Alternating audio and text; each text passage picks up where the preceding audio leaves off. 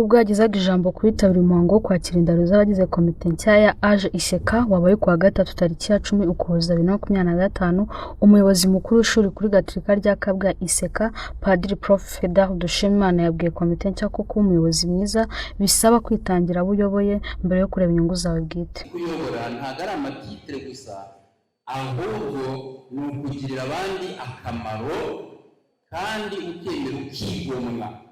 This is a service. Kuyobora, it is a service.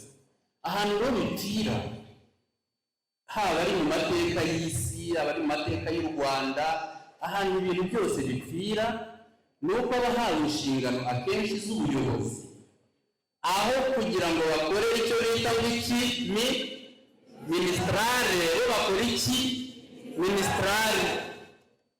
Yeah, they want to be served and they don't want to serve. Bo bagakora ministrare kandi bagombye kuba gukora ministrare. Niyo mpamvu rero mwebwe komite itowe mumenye ko muri abagaragu babatoye b'abanyeshuri bose. Mwabyumvise, mugomba to serve ababatoye natwe kandi mukadufasha, mukanafasha burya amahoro afashije sosiyete. Buryo babatoye ntabwo ari Iseka gusa, bamufashije n'akarere kose nk'uko babivuze, ariko kandi burya n'igihugu cyose, kuko biba bihereye ahangaha ariko bikagenda bikura bikagera hirya no hino. Uretse ibyo kandi Padiri Prof Dushimimana yasabye komite nshya kwita by'umwihariko ku banyeshuri bashya no kwamenyereza ubuzima bwa kaminuza. Muzi ko kera tutagiraga abanyeshuri benshi bo ku manywa, ubu ngubu ni benshi kandi ni batoya. Nagira ngo abantu muri komite ya AGE icyo kintu muzacyiteho. Dufite abanyeshuri bashya bashobora kugera hafi nko mu 2000, muzagerageze kubitaho, bumve ko ahangaha ari mu muryango, ntibaze ngo bumve batakaye.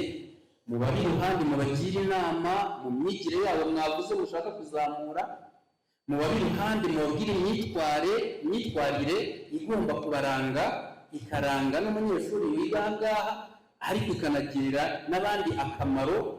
Mubegere murebe babandi bababaye, mubaganirize, niba ngombwa niba bakeneye gufashwa mubitugezeho, cyangwa se namwe mushakishe hagati yanyu uburyo mufasha. Mbese nimwegere aba banyeshuri cyane cyane aba bashya, mubakundishe ahangaha, ariko bumve bisanze nko mu muryango ubitayeho. Icyo kintu muzagishyire muri priorite zanyu. Vice Mayor Mugabo Gilbert ushinzwe imibereho myiza mu karere ka Muhanga nawe wari witabiriye ibi birori, yunze mu rya Padiri Prof Dushimimana yibutsa abagize komite nshya ko ubuyobozi atari umwanya w'icyubahiro ngo birangiriraho, ahubwo ko ari ugukora buri kimwe ugamije kuzamura abo uyoboye. Abatowe rero, izi ni inshingano nk'uko nababwiye z'ubukorerabushake, kandi kuba ari ubukorerabushake ntibibujije ko hari ibyo mwigomwa kugira ngo muzikore. Ntabwo birangirira gusa mu kuyobora abandi hano, ahubwo ni n'inshingano kandi ni umukoro mufite wo gufasha n'urubyiruko muri rusange, cyane cyane ko abenshi biga hano, by'umwihariko abatowe muri mu myaka y'urubyiruko.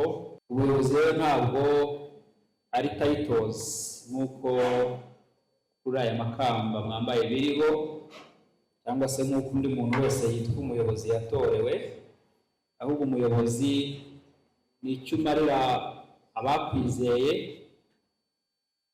ndetse n'uburyo wigomwa ku bwabo. Ku ruhande rwa Kanangire Pierre wongeye gutorerwa kuyobora iyi komite, avuga ko umwaka ushize wa 2024-2025 wakozwemo ibikorwa bitandukanye ndetse biteguye gukomeza muri uwo mujyo no muri 2026. Ndashimira cyane byimazeyo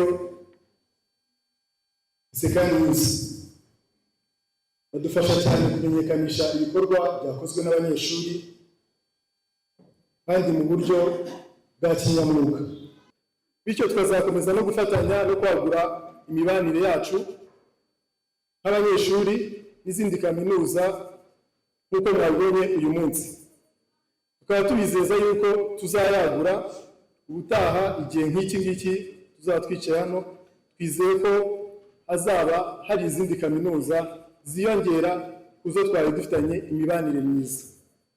Icyakora Kanangire yongeyeho ko ibyo atazabyukurana wenyine kuko hakenewe imbaraga za buri wese kugira ngo abanyeshuri ba ISECA bakomeze gukora akazi kabo neza.